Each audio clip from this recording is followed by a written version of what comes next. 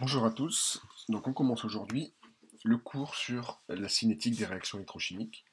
Donc dans cette première vidéo, nous allons essayer d'abord de comprendre pourquoi, lorsqu'on étudie une réaction électrochimique, ça va être l'intensité du courant qui va nous renseigner sur la cinétique de cette réaction. Et dans un second temps, on va essayer de comprendre également pourquoi on va tracer les courbes intensité-potentiel, parce qu'on va voir que le potentiel de l'électrode de travail est justement un facteur cinétique. Alors, j'ai parlé de potentiel, de courant, on va essayer de comprendre déjà pourquoi je parle de tout ça. Donc dans ce cours, on travaille sur des réactions électrochimiques. Qu'est-ce que c'est une réaction électrochimique? J'ai modélisé ça ici. C'est une réaction d'oxydoréduction, mais pas n'importe quelle réaction d'oxydoréduction. Par exemple, on avait déjà vu des réactions d'oxydoréduction qui se produisaient uniquement en solution. Par exemple, entre MnO4- et, et Fe2+. Je ne vais pas rentrer ce type de réaction dans les réactions électrochimiques parce que c'est une réaction qui se déroule entièrement en solution aqueuse. Donc c'est une réaction d'oxydoréduction, mais pas une réaction électrochimique. Pour parler de réaction électrochimique, il va falloir qu'il y ait une électrode qui intervient.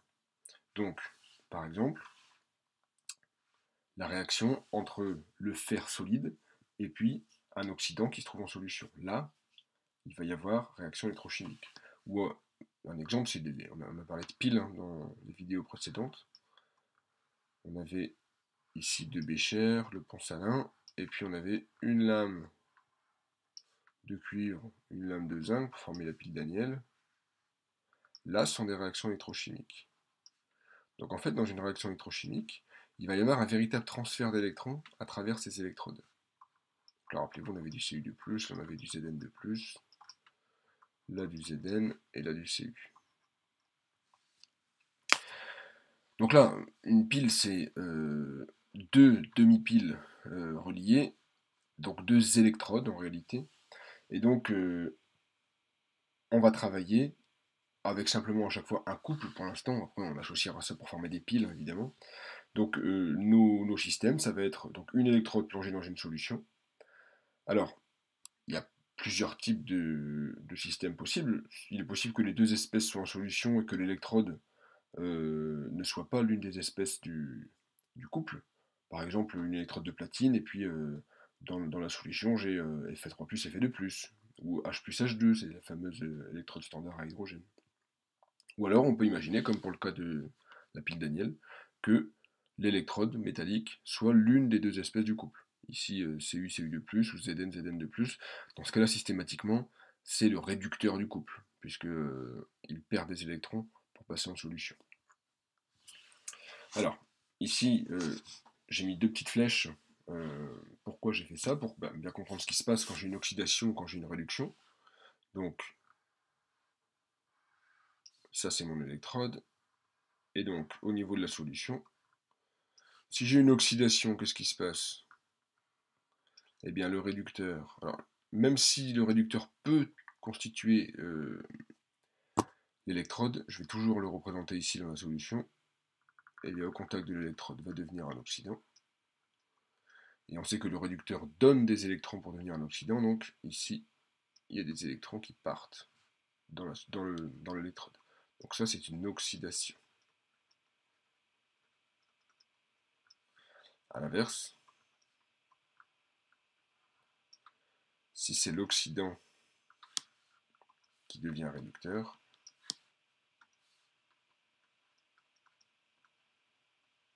au contact de l'électrode, dans ce cas-là, il faut qu'il reçoive des électrons. C'est une réduction. Bon, je vous apprends rien, parce que c'est qu'une oxydation qu'une réduction. Mais ça pose un petit peu les bases de ce qu'on va faire ensuite.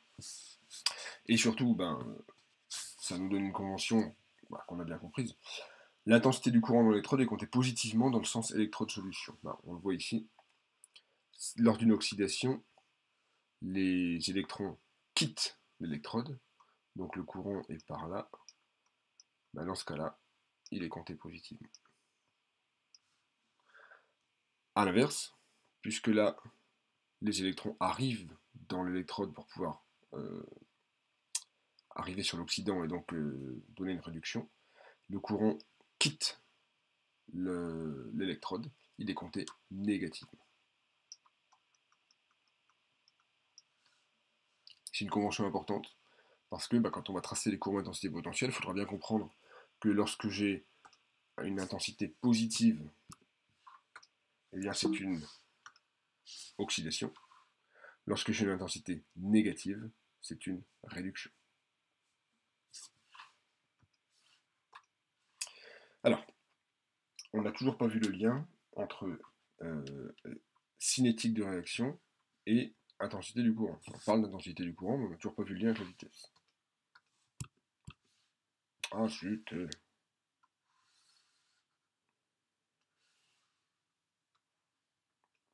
Donc c'est l'idée là, de montrer qu'effectivement il y a un lien entre vitesse de réaction et intensité du courant. Donc je vais considérer une oxydation, puisque l'on avait défini le sens du courant comme étant positif lorsqu'il y a une oxydation. Donc j'écris l'équation de mon oxydation. Alpha red donne bêta ox plus n électrons, donc c'est la forme la plus générale possible d'une demi-équation d'oxydoréduction dans le sens de l'oxydation. Et on définit la vitesse, classiquement en cinétique, par dxi sur dt.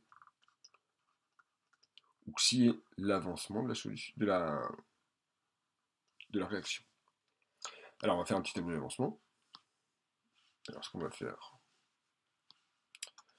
je vais le faire juste en dessous de ma demi-équation, je vais écrire plutôt la définition de la vitesse à côté. Voilà.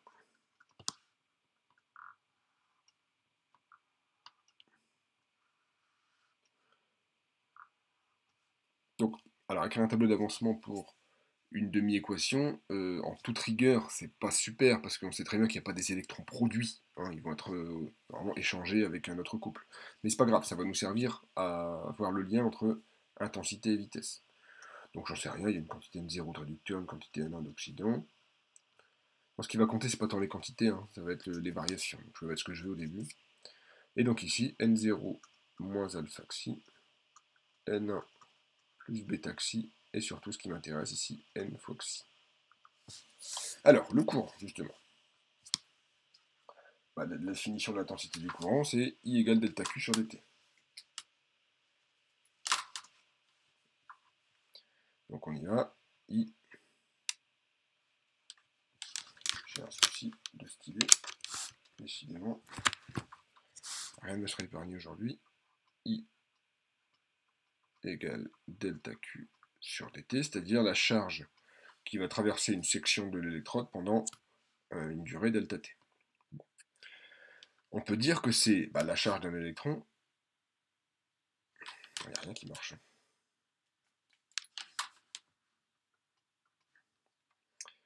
Fois le nombre d'électrons qui traversent pendant delta t. Donc je vais l'appeler ça delta Ne.